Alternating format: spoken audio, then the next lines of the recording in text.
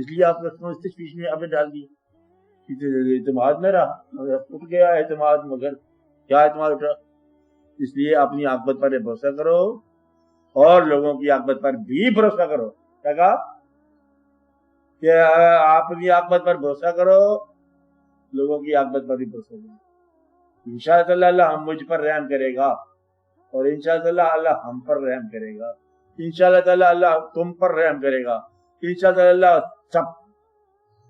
یہ تمہاری داد ہے. جو کہتا ہے یہ کیسے سکتا ہے کہ اللہ سب پر رحم کرتا ہے، میں دے دوں گا. صحیح گناہگار کو کیسے رحم کرے گا؟ میں نہیں کرنے دوں گا. وہ تم کرنے نہیں دو گے گناہگار کو رحم، تو پھر سے تم مقابلے میں اللہ ہوتا ہے. یہ گمراہی ہے.